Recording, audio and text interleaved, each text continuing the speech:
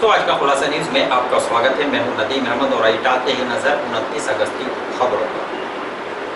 कोतवाली क्षेत्रीय गांव हसनपुर निवासी दो पक्षों में बच्चों को लेकर हुए विवाद के बाद हुई फायरिंग के मामले में पुलिस पर ब्राह्मण समाज के लोगों पर फर्जी मुकदमे दर्ज करने का आरोप लगाते हुए कुछ लोगों ने अपने घरों के बाहर पलायन करने के पोस्टर चस्पा कर दिए हैं। आरोपी की गत रात्रि एक परिवार अपने घर पर ताला लगाकर पलायन कर चुका है, जबकि अन्य परिवार लॉकडाउन के बाद सोमवार को गांव छोड़कर चले जाएंगे। सीओ सिटी ने मौके पर जाकर ग्रामीणों से वार्ता कर जल्द ही निष्पक्ष जांच कराने का आश्वासन दिया। गत कुछ दिन पूर्व शहर कोतवाली क्षेत्रीय गांव हसनपुर निवासी बच्चों में पबजी गेम खेलने को लेकर विवाद हो गया था। विवाद के बाद दोनों पक्ष आमने सामने आ गए थे, जिसमें आरोप है कि श्रीपाल चौधरी पक्ष के लोगों ने श्रीनिवास शर्मा के घर में घुसकर फायरिंग शुरू कर दी थी और जान से मारने की धमकी देकर फरार हो गए थे। फायरिंग में श्रीनिवास शर्मा व दो युवतियां व 4 लोग गंभीर रूप से घायल हुए थे। फायरिंग में एक युवती की आंख में छर्रे लगने से उसकी दशा गंभीर भी बनी हुई है। मामले में श्रीनिवास शर्मा पक्ष के लोगों ने आधा दर्जन लोगों को नामजद करते हुए पुलिस को तहरीर देकर कार्रवाई किए जाने की मांग की थी। शनिवार को श्रीनिवास शर्मा पक्ष के लोगों ने पुलिस पर उल्टा ब्राह्मण समाज के लोगों पर मुकदमा दर्ज करने और हिरासत में लेने का आरोप लगाते हुए अपने मकान के गेट पर पलायन का पोस्टर चस्पा कर दिया। ब्राह्मण समाज के लोगों का कहना है कि पुलिस निष्पक्ष जांच नहीं कर रही है, जबकि क्षेत्र के मंत्री और विधायक एक पक्षीय कार्रवाई करा रहे हैं। रात्रि में ही जल्दबाजी में मुकदमा दर्ज किया गया, जिसकी निष्पक्ष जांच की जाए। उन्होंने बताया कि गांव में अनिरुद्ध शर्मा पुलिस की प्रताड़ना से परेशान होकर पलायन कर चुका है, जिसके मकान में ताला लगा हुआ है। फिलहाल 2 दिनों का लॉकडाउन है, जिसके बाद ब्राह्मण समाज के लोग पलायन कर जाएंगे। मामले की सूचना पाकर सीओ सिटी जितेंद्र कुमार मौके पर पहुंचे और उन्होंने ग्रामीणों को समझाने बुझाने का प्रयास किया। उन्होंने बताया कि श्रीनिवास शर्मा की ओर से 6 लोगों पर नामजद मुकदमा दर्ज कराया गया था, जिसमें से 3 लोगों को जेल भेजा जा चुका है। फरार आरोपियों की गिरफ्तारी के लिए दबिश अभियान जारी है। थाना कोतवाली शामली क्षेत्र के अंतर्गत ग्राम हसनपुर में दिनांक 24 अगस्त को 2 पक्षों के बीच में झगड़ा हुआ था। पहले इनके जो बच्चे हैं उनमें खेलने को लेकर वाद विवाद हुआ था और उसी वाद विवाद में ये झगड़ा फिर इनके जो बड़े हैं उनके बीच भी हो गया और इसी झगड़े में दोनों पक्षों की तरफ से फायरिंग हुई थी, जिसमें से कुछ छर्रे दोनों ही पक्षों के 5-6 व्यक्तियों को लगे थे, जिन्हें उपचार हेतु तुरंत अस्पताल भेजा गया था। साथ ही इसमें सुसंगत धाराओं में अभियोग पंजीकृत कर लिया गया था। इसमें एक पक्ष श्रीनिवास शर्मा की तरफ से जो मुकदमा दर्ज हुआ था उसमें 6 लोगों को नामजद करते हुए आरोपी बनाया गया था। उनमें से हमने 3 अभियुक्तों को गिरफ्तार करके जेल भेज दिया गया है। साथ ही जो शेष अभियुक्त हैं उनकी गिरफ्तारी हेतु भी प्रयास किया जा रहा है।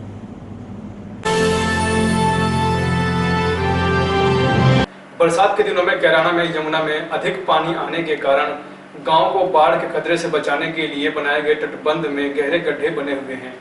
पिछले दिनों हुई बारिश के कारण तटबंध में गहरे गड्ढे बन गए थे। आने वाले दिनों में अगर यमुना का जलस्तर बढ़ता है तो क्षतिग्रस्त तटबंध ग्रामीण की मुसीबत का सबब बन सकता है। गांव में मामूर व काकोर के पास तटबंध पर करीब 1 दर्जन स्थानों पर गहरे गड्ढे बने हुए हैं। कई साल पहले काकोर के पास तटबंध क्षतिग्रस्त हो गया था, जिस कारण यमुना का पानी गांव काकोर मामूर के किसानों की फसल में घुस गया था, जिससे सैकड़ों किसानों की फसल बर्बाद हो गई थी। इसके अलावा यमुना तट पर बने गहरे गड्ढों के कारण राहगीरों को भी परेशानी का सामना करना पड़ रहा है। वहीं ड्रेनेज विभाग की ओर से अभी तक भी तटबंध पर बने गहरे गड्ढे की मरम्मत का कार्य नहीं कराया गया। एसडीएम का कहना है कि ड्रेनेज विभाग को मौके पर भेजकर क्षतिग्रस्त तटबंध पर मरम्मत का कार्य कराया जाएगा। कैराना में एक महिला ने अपने ही देवर पर घर में घुसकर कपड़े फाड़ने व विरोध करने पर मारपीट करने का आरोप लगाया है।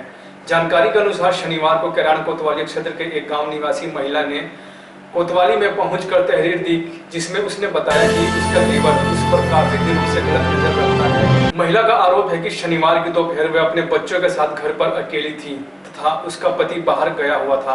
इसी दौरान उसका देवर उसके घर में घुस आया तथा उसे गलत नियत से दबोच लिया। विरोध करने पर आरोपी ने उसकी लड़की तथा एक 5 साल के बच्चे के साथ मारपीट कर दी। पीड़ित महिला की तहरीर पर पुलिस ने कार्रवाई शुरू कर दी है। कांधला पुलिस ने मुठभेड़ के दौरान एक बदमाश को अवैध तमंचे सहित चोरी की मोबाइल के साथ गिरफ्तार किया है। पुलिस ने पकड़े गए बदमाश को जेल भेज दिया है।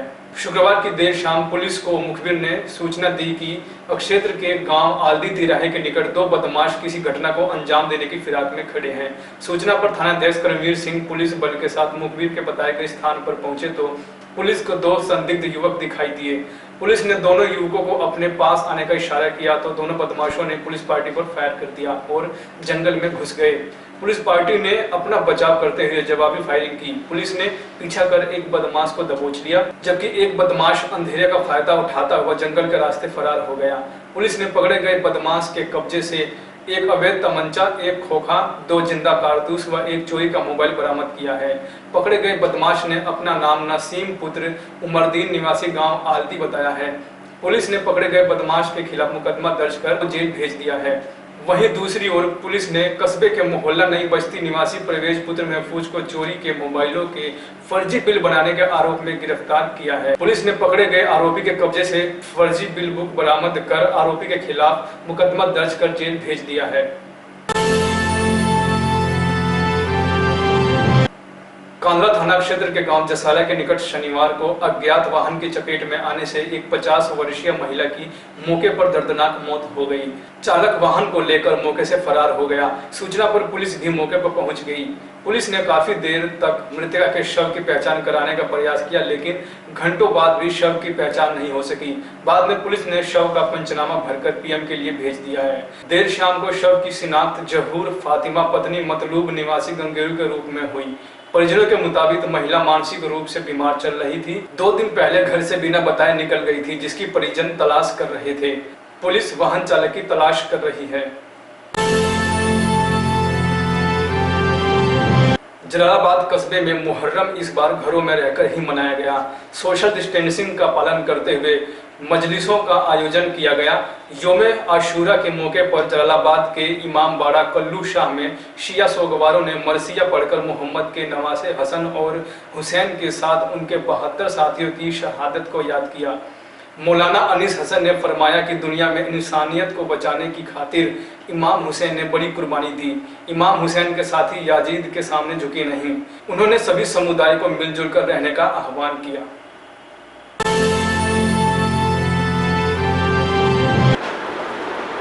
शामली 8 निर्माता समिति के पदाधिकारियों ने प्रदेश के मुख्यमंत्री को संबोधित एक ज्ञापन कैबिनेट मंत्री सुरेश राणा को सौंपा, जिसमें उन्होंने पश्चिमी उत्तर प्रदेश के मेरठ, गाजियाबाद, बुलंदशहर, हापुड़, मुजफ्फरनगर, शामली, बागपत, गौतम बुद्ध नगर जिलों में ईंट भट्टे चलवाए जाने की मांग की है। शनिवार को 8 निर्माता समिति के अध्यक्ष भूपेंद्र मलिक के नेतृत्व में भट्टा मालिकों ने प्रदेश के मुख्यमंत्री को संबोधित एक ज्ञापन कैबिनेट मंत्री सुरेश राणा को सौंपा, जिसमें उन्होंने कहा कि उत्तर प्रदेश के जिलों को राष्ट्रीय राजधानी क्षेत्र में शामिल किया गया है, जिसमें 13 जिले हैं। हरियाणा प्रदेश के 2 जिले राजस्थान के सम्मिलित है। उत्तर प्रदेश के किन जिलों में लगभग 2000 ईंट भट्टे संचालित हैं। कोर्ट द्वारा प्रदूषण नियंत्रण के लिए एनसीआर में EPCA का गठन किया गया, जो सुचारू रूप से कार्य कर रहा है। केंद्रीय प्रदूषण नियंत्रण बोर्ड द्वारा इस समस्त भट्टों को हाई ड्राफ्ट प्रणाली में परिवर्तित कर दिया गया है, जिसमें प्रत्येक भट्टा मालिक द्वारा 40 से 50 लाख रुपए का खर्च किया गया। उन्होंने कहा कि लाखों की संख्या में श्रमिकों को रोजगार दिया जाता है, जिसको ध्यान में रखते हुए उत्तर प्रदेश के जिलों में भट्टों को चालू किया जाए। नवीन मंडी व्यापार मंडल के पदाधिकारियों ने प्रदेश के राज्य मंत्री श्रीराम चौहान को संबोधित एक ज्ञापन नगर विधायक तेजेंद्र निर्वाल को सौंपा, जिसमें उन्होंने शामली मंडी स्थल में तृतीय चरण के अंतर्गत स्वीकृत कार्य में ई-नेम ऑफिस बनाए जाने के लिए कोई उचित स्थान चिन्हित करने की मांग की है। मंडी व्यापार मंडल के अध्यक्ष राजेश कुमार सिंघल ने ज्ञापन में कहा कि नवीन मंडी स्थल शामली में आधुनिकीकरण के अंतर्गत कार्य कराया जा रहा है, जिसमें ई-नेम ऑफिस बनाया जाना प्रस्तावित है, जो कि अधिकारियों ठेकेदारों द्वारा दुकान संख्या 47B, 48B व 49B के सामने नीलामी चबूतरे पर बनाए जाने के लिए निशान लगाए जा रहे हैं, जो कि पूर्ण रूप से गलत है, क्योंकि ई-नेम ऑफिस बनाने के लिए सरकार की गाइडलाइन के अनुसार मंडी समिति के कार्यालय के नजदीक होना चाहिए। वे इससे पहले चबूतरे संख्या 1, 2, 3 और 4 के बीच में जगह खाली उपलब्ध है। वहां पर गुड़ का व्यापार भी बाधित नहीं होगा और कार्यालय भवन के सामने नजदीक है, मेन रोड से निकट है। उन्होंने ई-नेम ऑफिस बनाए जाने के लिए उक्त स्थान को चिन्हित करने की मांग की ताकि मंडी व्यापारी को किसी प्रकार की परेशानी का सामना न करना पड़े। 10 लक्षण पोल्यूशन पर्व के 7वें दिन उत्तम तप धर्म मनाया गया। इस दिन कर्मों के क्षय के लिए जो तपा जाता है उसे तप कहते हैं। इच्छा निरोधे तपे अर्थात इच्छाओं को रोकना या जीतना ही तप है। शनिवार को शहर के जैन मोहल्ला स्थित श्री पार्श्वनाथ दिगंबर जैन मंदिर, रेलवे रोड स्थित श्री महावीर जिनालय, हलवाई अट्ठा स्थित श्री आदिनाथ जिनालय के अलावा गांव भैंसवाल रोड स्थित श्री पार्श्वनाथ दिगंबर जैन मंदिर व आदिश्य क्षेत्र जलालाबाद में भी 10 लक्षण पोल्यूशन पर्व के 7वें दिन उत्तम तप धर्म मनाया गया। इस दौरान सकल जैन समाज ने पूजा अर्चना की। मंदिरों में जैन अनुयायियों ने उत्तम तप धर्म का व्याख्यान करते हुए कहा कि संयम में ही इच्छाओं पर नियंत्रण रखना था और तप में भी वही करना है।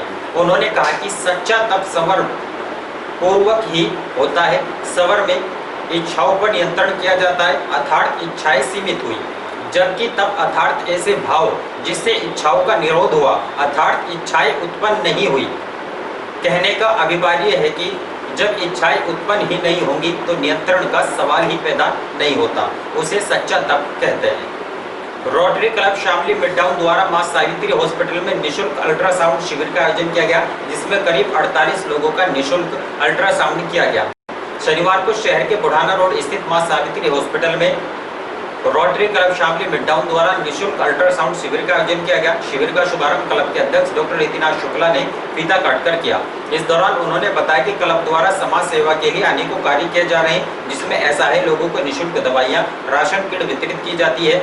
इसी कड़ी में शनिवार को असहाय लोगों की मदद पहुंचाने के लिए निःशुल्क अल्ट्रासाउंड शिविर का आयोजन किया गया, जिसमें करीब 48 लोगों के निःशुल्क अल्ट्रासाउंड किए गए हैं। और इन्हीं खबरों के साथ समाचार बुलेटिन यही समाप्त है। दीजिए इजाजत, नमस्कार।